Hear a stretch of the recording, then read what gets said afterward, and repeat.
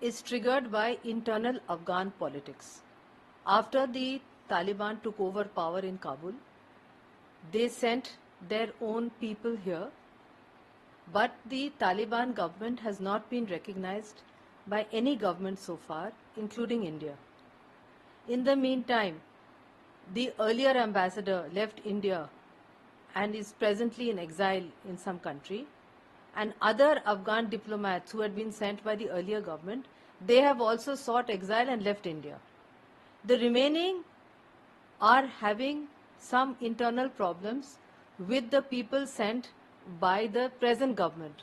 And under those circumstances, I presume they must be also having shortage of funds, because running an embassy, I can tell you, having been an ambassador, is very expensive business. You have to pay for electricity, water, and so many other expenses. You have to pay the salaries of your local employees.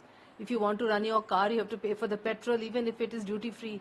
So I presume that the decision to shut down the embassy is really not because of India, but because of internal problems within the Afghanistan embassy here, triggered by the new government in Kabul, which is completely opposed to the earlier government. That is the real reason, in my perspective, for the closure of the Afghan embassy. Yeah. But cooperation from Indian government?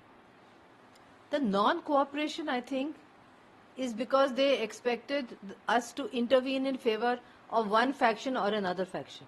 But it is not possible for India to get involved in their internal politics. So, by non-cooperation, they are saying we did not respond apparently to their letters asking us to intervene. But it is not normal for the host country to intervene in the internal politics of a country which has got its accredited diplomats here.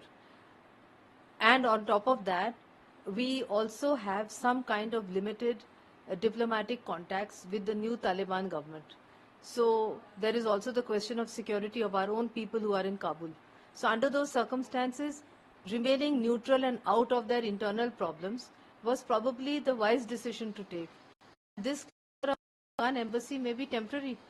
It may be that they will find some way out and they will appoint some new ambassador and some new staff. So I think it is the beginning of a new process. It's not going to be closure permanently. Any consequences in coming time?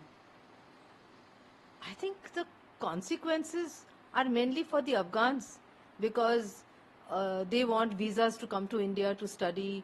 Many Afghans come here for serious medical problems, dialysis, kidney, organ transplant, cardiac problems, etc.